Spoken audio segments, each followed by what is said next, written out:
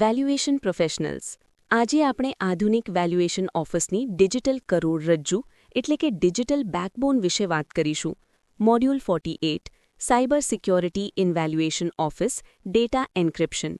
જેમ જેમ આપણી વેલ્યુએશન પ્રક્રિયા ક્લાઉડ બેઝડ પ્લેટફોર્મ્સ અને ડિજિટલ ડેટાબેઝ પર શિફ્ટ થઈ રહી છે, તેમ ડેટાની સુરક્ષા એ માત્ર આઈટીનો વિષય નથી, પણ આપણી પ્રોફેશનલ લાયબિલિટીનો વિષય છે. એક સિનિયર વેલ્યુઅર તરીકે તમારે ડેટા હેન્ડલિંગની સાથે તેના લીક થવાના જોખમો અને કાયદાકીય અસરોનું સંચાલન કરવું અનિવાર્ય છે. 1. કોન્સેપ્ચ્યુઅલ ફાઉન્ડેશન, ડેટા એન્ક્રિપ્શન અને ઇવોલ્યુશન. ડેટા એન્ક્રિપ્શન એટલે ડેટાને એવા કોડમાં ફેરવવાની પ્રક્રિયા જેને માત્ર સાચી ડિક્રિપ્શન કી દ્વારા જ વાંચી શકાય. ઐતિહાસિક રીતે વેલ્યુએશન રિપોર્ટ્સ ફિઝિકલ ફાઇલોમાં તાળાબંધીમાં રહેતા, પણ આજે આપણે પાસવર્ડ પ્રોટેક્શનથી આગળ વધીને મલ્ટી ફેક્ટર ઓથેન્ટિકેશન એટલે કે MFA અને બ્લોકચેન સુધી પહોંચ્યા છીએ. આંતરરાષ્ટ્રીય સ્તરે ISO 27001 અને GDPR જેવા ધોરણો હવે ફરજિયાત છે. જો તમારા ડેટાની સુરક્ષા જોખમાય એટલે કે ડેટા બ્રીચ થાય તો તમારા વેલ્યુએશન જજમેન્ટની વિશ્વસનીયતા અદાલતમાં શૂન્ય થઈ શકે છે. 2. લીગલ અને રેગ્યુલેટરી લિંકેજ.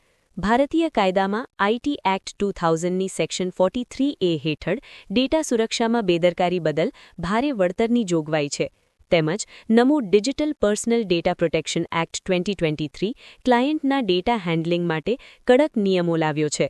IVS 102 અને RICS રેડ બુક મુજબ ડેટાની ગોપનીયતા એટલે કે કોન્ફિડેન્શિયાલિટીનો ભંગ એ પ્રોફેશનલ મિસકન્ડક્ટ ગણાય છે. ડેટા લીક થવા પર માત્ર દંડ જ નહીં પણ ક્લાસ એક્શન લો સ્યુટ્સનું જોખમ પણ રહે છે. 3. માર્કેટ ઇન્ટેલિજન્સ અને બિહેવિયરલ બાયસ. સાયબર હુમલા દ્વારા તમારા ડેટાબેઝમાં છેડછાડ કરીને ખોટું વેલ્યુએશન કરાવવાના પ્રયાસો થઈ શકે છે. અહીં સૌથી મોટો રેડ ફ્લેગ એ સિક્યોરિટી પેરાડોક્સ છે, એટલે કે વેલ્યુઅરને લાગે કે તેની પાસે એન્ટીવાયરસ છે એટલે તે સુરક્ષિત છે, પણ હકીકતમાં 90% બ્રીચ એ હ્યુમન એરર અથવા ફિશિંગને કારણે થાય છે. રિસર્ચરે ક્યારેય પબ્લિક વાઇફાઈ પર બેસીને ક્લાયન્ટના વેલ્યુએશન રિપોર્ટ પર કામ ન કરવું જોઈએ. 4. ફાઇનાન્શિયલ લોજિક અને રિપોર્ટ ડિફેન્સિબિલિટી. જો તમારા એક્સેલ મોડલ સુરક્ષિત ન હોય તો ફોર્મ્યુલામાં એક નાનો ફેરફાર પણ અંતિમ વેલ્યુમાં કરોડોનો તફાવત લાવી શકે છે. સાયબર રિસ્કને હવે રિપોર્ટમાં ઓપરેશનલ રિસ્ક તરીકે દર્શાવવું જરૂરી છે. ઓડિટ દરમિયાન તમારે સાબિત કરવું પડશે કે ડેટા સબમિશનથી લઈને રિપોર્ટ ડિલિવરી સુધીની ચેઇન ઓફ કસ્ટડી સંપૂર્ણપણે સુરક્ષિત હતી.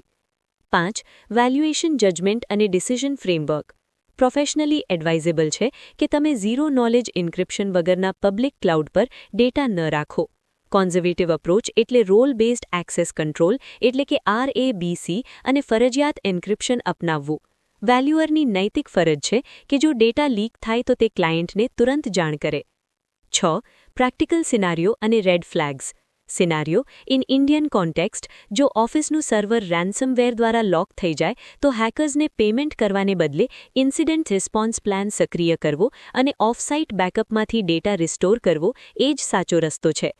રેડ ફ્લેગ્સ ઓફિસ કમ્પ્યુટરમાં એક્સપાયર્ડ એન્ટીવાયરસ, પર્સનલ વોટ્સએપ પર રિપોર્ટ્સ કે સાઇટના ફોટા શેર કરવા, કોઈ અજાણ્યા IP એડ્રેસ દ્વારા સર્વર એક્સેસ કરવાનો પ્રયાસ. 7. કેસ સ્ટડી, MITM અટેક અને ડિજિટલ ફિંગરપ્રિન્ટ. એક NPA પ્રોપર્ટીના વેલ્યુએશનમાં MITM હુમલો થયો, જ્યાં હેકર્સ દ્વારા ઈમેલ કમ્યુનિકેશનમાં છેડછાડ કરી વેલ્યુ 10 કરોડથી વધારીને 15 કરોડ કરી દેવાઈ. ઓડિટ વખતે વેલ્યુઅર પર દાવો થયો, પણ તેણે સાબિત કર્યું કે તેના રિપોર્ટમાં હેશ વેલ્યુ એટલે કે ડિજિટલ ફિંગરપ્રિન્ટ જનરેટ થઈ હતી, જે બદલાઈ ગઈ હતી. આ લર્નિંગ આપણને શીખવે છે કે રિપોર્ટને હંમેશા ડિજિટલ સહી અને હેશ વેલ્યુથી સુરક્ષિત કરવો અનિવાર્ય છે. અંતે, સાયબર સુરક્ષા એ તમારા વ્યવસાયની વિશ્વસનીયતાની ઢાલ છે. તમારી એક્સપર્ટાઇઝ ત્યારે જ સાબિત થશે જ્યારે તમે ક્લાયન્ટના ડેટાને તમારી પોતાની પ્રોપર્ટીની જેમ સુરક્ષિત રાખશો.